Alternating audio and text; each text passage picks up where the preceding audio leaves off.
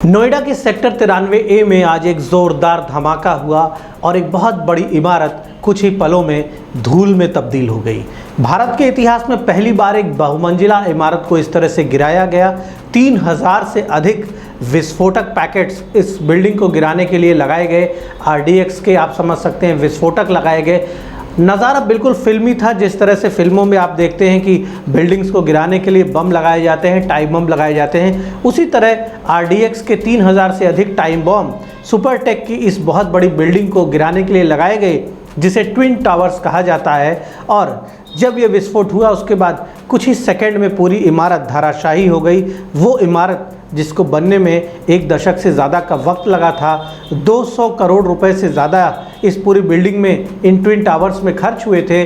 और Supertech builders को इस पूरे प्रोजेक्ट में 1000 करोड़ रुपए की वापसी का यानी 800 करोड़ रुपए के मुनाफे का इस पूरे प्रोजेक्ट में उन्हें अंदाज़ा था। यानी एक बहुत बड़ी चोट देश के कानून ने, देश की व्यवस्था ने, देश के सुप्रीम कोर्ट ने उन बिल्डर्स को दी है जो भ्रष्ट अधिकारियों के साथ मिलीभगत करके मनमाने प्रोजेक्ट्स को आगे बढ़ाते हैं और अपने ग्राहकों से और अपनी जो जनता, जो लोग वहाँ निवेश करते हैं, जो निवेशक हैं, उनके साथ धोखाधड़ी करते हैं।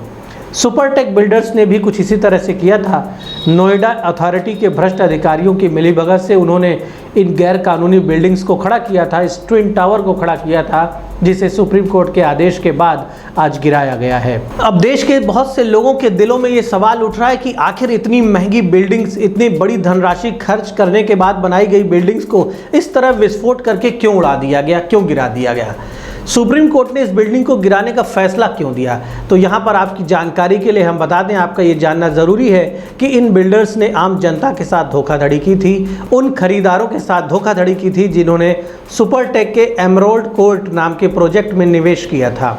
2004 में नोएडा अथॉरिटी ने बिल्डर्स को ये एरिया, ये ज़मीन आवंटित की थी और वहाँ पर सेक्टर 93A में एमराल्ड कोर्ट नाम के इस भूखंड पर 14 टावर्स के नक्शे नोएडा अथॉरिटी के द्वारा पास किए गए थे। सुपरटेक बिल्डर इतना ताकतवर था कि उसने नोएडा अथॉरिटी के अधिकारियों को प्रभावित कर लिया। ये भी कहा जाता है कि वहाँ बड़े पैमाने पर रिश्वत दी गई और जिस एरिया में बच्चों के लिए पार्क बनना था, जहाँ पर ग्रीनरी होनी थी, ग्रीन पार्क बनना था, और एमराल्ड कोर्ट के आसपास के जो आवंटी थे, जो बिल्डर के प्रोजेक्ट में जिन्होंने फ्लैट खरीदे थे, उनके लिए कमर्शियल कॉम्प्लेक्स बनना था, उस पूरे एरिया को अवैध रूप से इन दोनों टावर्स के लिए रिजर्व कर दिया गया और वहाँ पर ये ट्विन टावर्स, ये बहुमंजिला इमारतें खड़ी कर दी गई।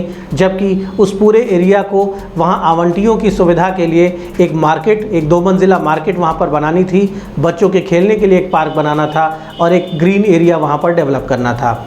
लेकिन बिल्डर की मनमानी के खिलाफ 2010 में ही वहाँ के लोगों ने, वहाँ के जिन्होंने फ्लैट खरीदे थे, उन्होंने कानूनी लड़ाई शुरू की। चंदा करके लोग कोर्ट गए। पहले ये मामला इलाहाबाद हाई कोर्ट में गया। इलाहाबाद हाई कोर्ट ने भी सुपरटेक बिल्डर्स के खिलाफ फैसला सुनाया क्योंकि ये प्रोजेक्ट पूरी तरह से गैर कानूनी था।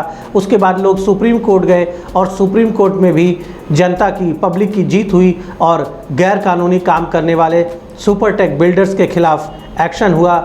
सुप्रीम कोर्ट के आदेश के बाद आज इस पूरी इमारत को गिरा दिया गया है। यानी जो कारण था, जो वजह थी, वो साफ़ हो गई है आपके सामने कि ग्रीन बेल्ट में, ग्रीन एरिया में इस बिल्डिंग को बनाया गया था। बच्चों के खेलने के लिए जहाँ पे पार्क बनना था, वहाँ पे इस बिल्डिंग को बनाया गया था। और जिन लोगों ने उस पूरे प्रोजेक्ट में, उस ग्रुप हाउसिंग में फ्लैट खरीदे थे, जो आसपास बिल्डिंगें आपको दिख रही हैं, उन लोगों के लिए वहाँ पर एक डबल स्टोरी मार्केट बननी थी। उस मार्केट की जो ज़मीन थी उसे भी बिल्डर्स ने इस पूरे प्रोजेक्ट में, ट्विन टावर्स में इस्तेमाल कर लिया था। इसलिए सुप्रीम कोर्ट को इतना कठोर फैसला लेना पड़ा। न्याय की जीत हुई, इंसाफ की जीत हुई और एक बार यह भी साबित हो गया कि भारत की जो न्यायपालिका है वो अभी भी बहुत मजबूत है, निष्पक्ष है। अरबपति बिल्डर्स को झटका देते हुए न्यायपालिका ने जनता के हित में एक बड़ा फैसला सुनाया। और आज आपने देखा कि किस तरह से बिल्डर्स और भ्रष्ट अधिकारियों का जो गठजोड़ था वो धुएं में तब्दील हो गया।